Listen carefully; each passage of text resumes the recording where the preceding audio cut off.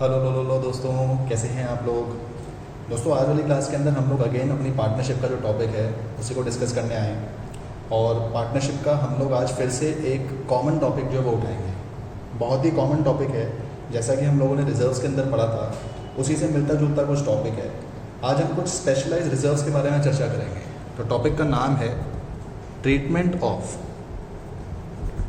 Workman compensation reserve. Treatment of workman compensation reserve. हमारे business में हम अलग अलग तरह के अनेक तरह के रिजर्व्स बनाते हैं। अब वो रिजर्व्स क्यों बनाए जाते हैं? रिजर्व्स आपकी एक तरह की गुल्लक की तरह काम करते हैं, जिन्हें आप अपनी अनकॉन्टिजेंसीज के लिए बनाते हैं। कहने का मतलब, हमें नहीं पता कि फ्यूचर में क्या होने वाला है, तो फ्यूचर को थोड़ा सा कोप अप करने के लिए, टाइड अप करने के लिए हमें कुछ रिजर्व्स बना के चलने पड़ते हैं। तो आज जो हम रिजर्व डिस्कस करने जा रहे हैं उसका नाम है वर्कमैन कंपनसेशन रिजर्व। और जैसा कि मैंने बताया, ये टॉपिक भी आपका कॉमन है, common topic for complete partnership. मतलब जब आप अपनी पार्टनरशिप के अंदर एडमिशन पढ़ेंगे, रिटायरमेंट पढ़ेंगे, डेथ पढ़ेंगे, सब जगह पे इसका ट्रीटमेंट सेम चलेगा। तो समझते हैं क्या नाम है वर्कमैन कंपनसेशन रिजर्व। वर्कमैन का मतलब होता है आपके कारीगर, यानी कि आपके एम्प्लॉयज़, जो आपके वर्कर्स हैं। कंपनसेशन का मतलब होता है मुआवजा, यानी कि जब आप किसी को कंपनसेट करने के लिए कोई पैसा देते हैं, राइट। और रिजर्व का मतलब होता है आपकी एक तरह की सेविंग्स। कंपनसेशन का मतलब टू कंपनसेट। तो एम्प्लॉय को कंपनसेट करने के लिए आपने अपनी को सेविंग्स बनाई है। सोचिए, क्यों कंपनसेट करना है अपने एम्प्लॉयज़ को? देखिए, होता क्या है, हमारे बिजनेस के अंदर कभी कभार कुछ हादसे हो जाते हैं, और उन एक्सीडेंट्स में, उन हादसों में एम्प्लॉय के साथ कभी एम्प्लॉय को चोट लग जाती है। तो होता ये है कि हमें एम्प्लॉय को कंपनसेट करना होता है। अब हमें तो नहीं पता कि फ्यूचर में क्या होने वाला है, इसलिए हम अपनी एक पहले से गुल्लक रेडी रखते हैं। और उस गुल्लक का काम सिर्फ इतना सा होता है कि कल को अगर किसी एम्प्लॉय के साथ कुछ गड़बड़ हो जाती है, कुछ हानि हो जाती है, तो हम अपने एम्प्लॉयज़ को इस रिजर्व में से जाके पैसा दे देंगे, राइट। तो है क्या WCR जो है, WCR यानी कि वर्कमैन कंपनसेशन रिजर्व, एक ऐसा रिजर्व है, a reserve which is created for a purpose of compensating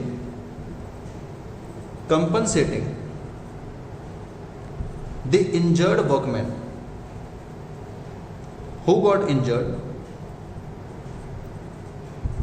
while working. ये एक ऐसा रिजर्व है जो हमने इसलिए बनाया ताकि हम अपने एम्प्लॉयज़ को कंपनसेट करके चल सके, जो कि कब इंजर्ड हुआ था, काम करते वक्त, राइट। तो ट्रीटमेंट क्या होगा, आइए ट्रीटमेंट समझेंगे इसके। Treatment of WCR in partnership. और ट्रीटमेंट को समझने के लिए मैं यहाँ पे एक की स्किल आपको जो बताया था। आप सभी बच्चों ने रिवैल्यूएशन अकाउंट तो पढ़ा हुआ ही है, तो उससे कुछ मिलता जुलता हम काम करेंगे। जैसा कि मैंने आपको बताया था कि रिवैल्यूएशन के अंदर हमारा जाएगा गेन या लॉस। एक चीज और होती है जिसे हम बोलते हैं partners capital account. Partners capital के अंदर हम अपने रिजर्व्स को डिस्ट्रीब्यूट करते हैं, रिजर्व्स डिस्ट्रीब्यूटेड। और एक आपकी होती है बैलेंस शीट। बैलेंस शीट के अंदर हमें दिखाना पड़ता है अपनी लायबिलिटी साइड में claim on workman compensation reserve. असल में होता यह है कि जब किसी एम्प्लॉय को चोट लग जाती है तो उसका केस कोर्ट में जाता है, और कोर्ट में जज साहब हमें आदेश देते हैं कि आप इनको इतना क्लेम पे कर दीजिए। क्योंकि क्लेम पे करना बाकी है, अभी तक दिया नहीं है, इसलिए इस क्लेम को आपने कहाँ पे दिखाना होता है, अपनी लायबिलिटी साइड। तो रिवैल्यूएशन में आप अपना गेन लॉस दिखाओगे, पार्टनर कैपिटल में अगर कोई रिजर्व डिस्ट्रीब्यूट करा तो वो दिखाओगे, और बैलेंस शीट की लायबिलिटी साइड में अपना क्लेम दिखाएंगे। समझते हैं अपना केस नंबर 1। 3 केस में आपको समझाऊंगा, तो केस नंबर 1 से समझेंगे। केस नंबर 1, आपको एक बैलेंस शीट दे रखी है, और बैलेंस शीट में WCR आपको दे रखा है 60,000। एडिशनल इंफॉर्मेशन आपके पास दे रखी है, नो क्लेम अगेंस्ट WCR, या फिर इस बात को इस तरह से दिया जा सकता है, no other information is given.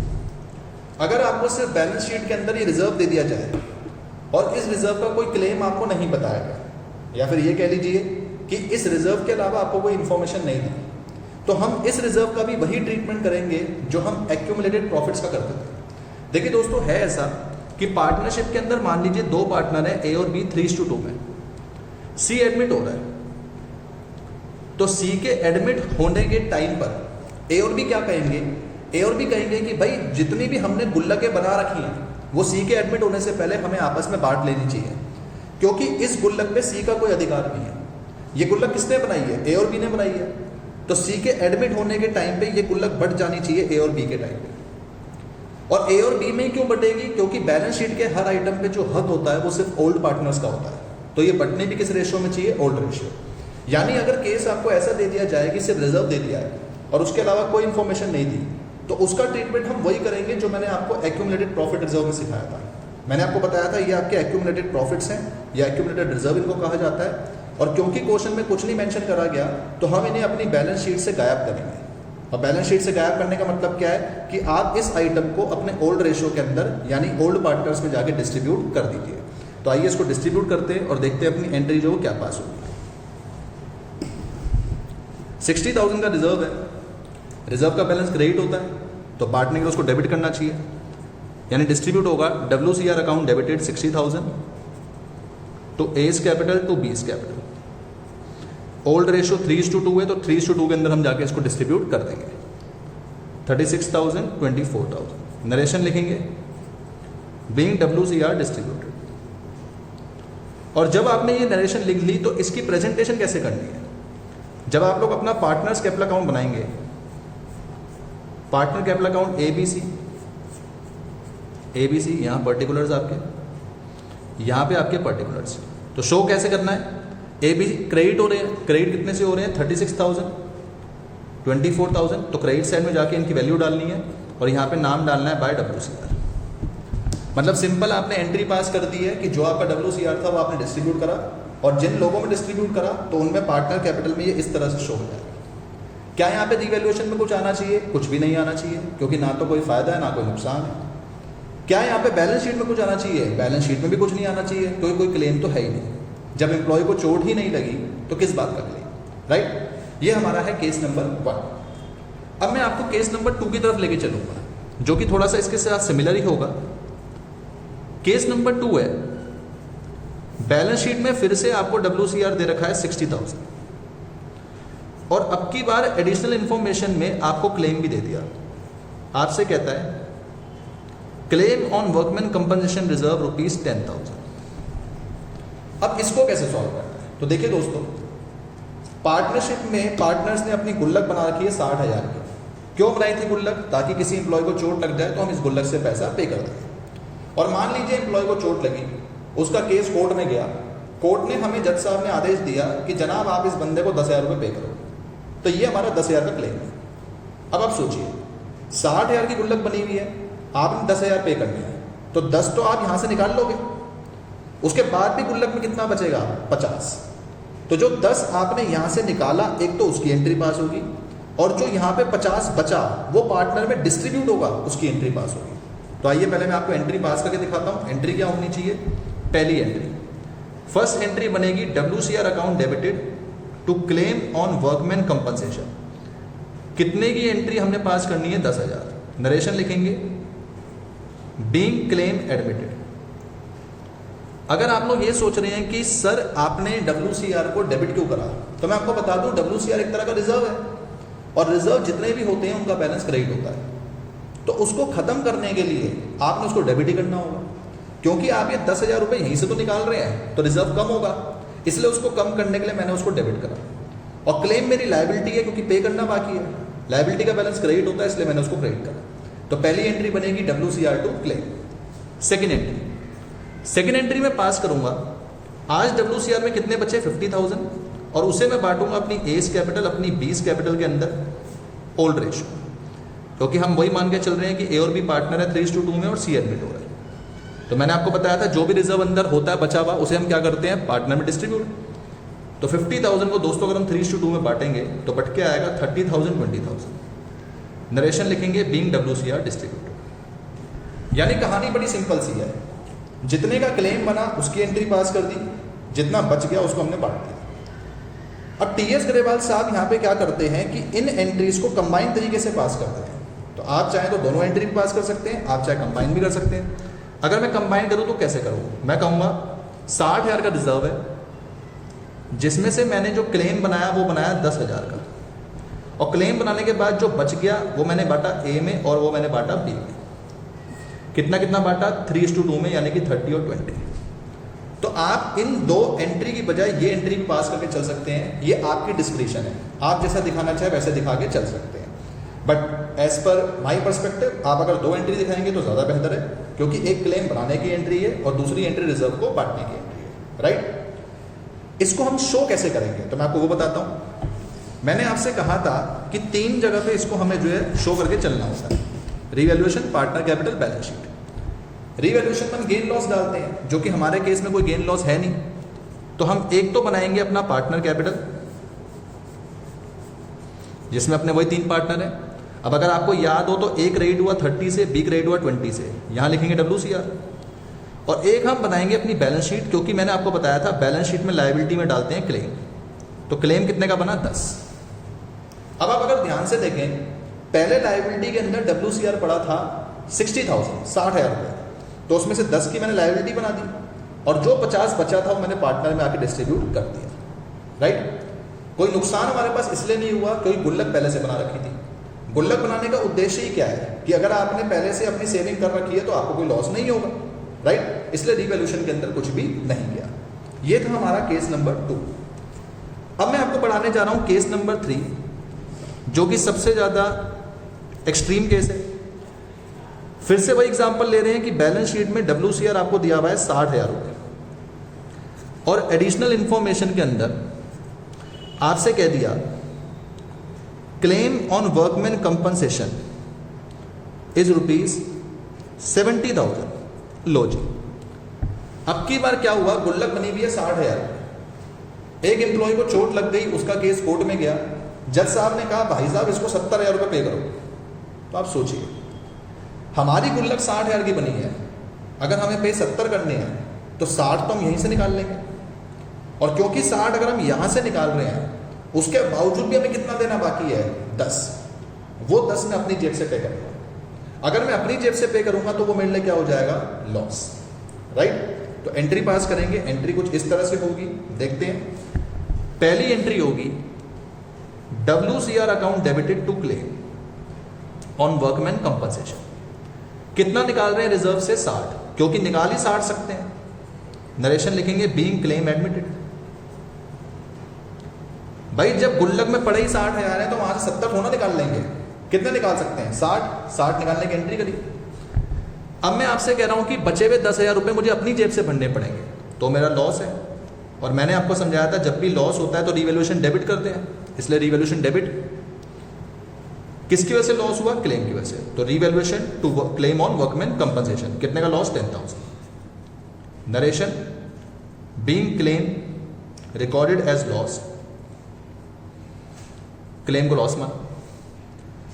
अब एक यहां पे एंट्री में और पास करूंगा, क्योंकि लॉस हो रहा है तो लॉस को डिस्ट्रीब्यूट भी करना चाहिए। तो लॉस को डिस्ट्रीब्यूट करने की entry A's capital B's capital to revaluation. Loss का बैलेंस डेबिट होता है तो बांटने के लिए उसको क्रेडिट करना पड़ेगा। 10,000 का लॉस हुआ, ओल्ड रेशियो आपकी 3:2 है, तो बट के आएगा 6,000 4,000। Narration being loss on revaluation recorded.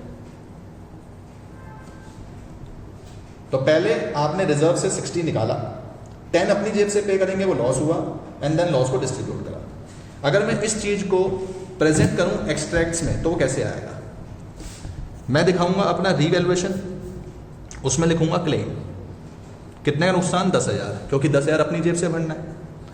मैं दिखाऊंगा बैलेंस शीट, उसमें लिखूंगा क्लेम, कितने की लायबिलिटी बन गई, 70। आपने ये बात ध्यान रखनी है, जितने का भी क्लेम होता है वो पूरी की पूरी लायबिलिटी आपकी बैलेंस शीट में शो होती है, क्योंकि पे करना बाकी है। नाउ द थिंग इज, इस 70 को पे करने के लिए हमने रिजर्व तो पूरा यूज कर लिया, तो रिजर्व बचा ही नहीं, और 10 मैंने अपनी जेब से यूज करा, तो 10 मेरा यहाँ आया। नाउ अगर मैं इसको टोटलिंग कर दूं तो मेरा यहाँ पे लॉस बच के आएगा 10,000 का, और जो मेरा लॉस बच के आ रहा है 10,000 का, वो ए और बी में बच जाएगा 6,000 एंड 4,000। अगर आप ये सोच रहे हैं कि सर पार्टनर कैपिटल में कुछ डिस्ट्रीब्यूट क्यों नहीं हुआ, तो रीजन बड़ा सिंपल सा है, पार्टनर कैपिटल में डिस्ट्रीब्यूट होने के लिए बचा ही कहाँ। अगर बच गया होता तो मैं डिस्ट्रीब्यूट कर देता, और क्योंकि नहीं बचा तो फिर मुझे डिस्ट्रीब्यूट करने की आवश्यकता है ही नहीं। सो इफ आई कंक्लूड करने का जो फंडा है वो ये बनेगा, अगर मैं समरी बनाऊं तो आपने 3 केस पढ़े हैं। 3 केस क्या है? No claim, claim less than WCR और claim more than WCR। If no claim then distribute complete WCR in old ratio. कोई क्लेम नहीं है तो रिजर्व का कोई काम नहीं है, उस रिजर्व को हम लोग बांट देंगे अपनी ओल्ड रेशियो में। क्लेम WCR से कम है, इसका मतलब क्या है? क्लेम को दिखाना है बैलेंस शीट में, and remaining WCR will be distributed in old ratio. इसका मतलब मान लीजिए कि WCR आपका 60,000 का है, क्लेम आपका है 40, तो 40 तो आप यहां से निकाल सकते हो, फिर भी कितना बच जाएगा? 20, और उस 20 को जाके हम क्या कर देंगे? पार्टनर में डिस्ट्रीब्यूट। एक चीज का खास ध्यान रखिएगा दोस्तों, बैलेंस शीट में हमेशा टोटल क्लेम दिखाते हैं, जितनी लायबिलिटी हमें पे करना बाकी है। तो यहाँ पे क्लेम मेरा 40 का है, तो बैलेंस शीट में लायबिलिटी में 40 जाएगा, एंड जो 20 बढ़ गया वो पार्टनर्स में डिस्ट्रीब्यूट हो जाएगा। तो एक काम आएगा बैलेंस शीट में, एक आएगा पार्टनर्स के अंदर। मान लीजिए ऐसा है कि क्लेम 1 लाख का है लेकिन रिजर्व 60 का, तो रीवैल्यूएशन के अंदर लॉस दिखाएंगे कितने का? 40 का, एंड बैलेंस शीट के अंदर क्लेम दिखाएंगे 1 लाख का। इसका मतलब केस 1 के अंदर सिर्फ पार्टनर्स कैपिटल में ट्रीटमेंट होगा, केस 2 में बैलेंस शीट में और पार्टनर कैपिटल में ट्रीटमेंट होगा, केस 3 में रीवैल्यूएशन और पार्टनर कैपिटल में ट्रीटमेंट होगा। इसके अलावा कोई और पॉसिबिलिटी बन नहीं सकती, क्योंकि यही पॉसिबिलिटी हो सकती है कि क्लेम दिया गया हो, क्लेम ज़्यादा दिया गया हो, या क्लेम कम दिया गया हो। ओके, उम्मीद करता हूं दोस्तों कि आपको ये टॉपिक समझ में आया होगा। अब आप इसके रिगार्डिंग जो आपकी बुक्स के अंदर क्वेश्चन है, whether TS Grewal, DK Goyal, आप जो भी यूज़ कर रहे हैं उसे आप कर सकते हैं। मिलेंगे अपने नेक्स्ट लेक्चर के अंदर, और ध्यान रखिएगा कि ये टॉपिक भी आपका कॉमन टॉपिक है, यानी कंप्लीट पार्टनरशिप के अंदर ये टॉपिक आपका सेम चलेगा। Okay, so take care, bye bye, ख्याल रखिए अपना, मिलते हैं अपनी नेक्स्ट वीडियो के अंदर, बाय बाय।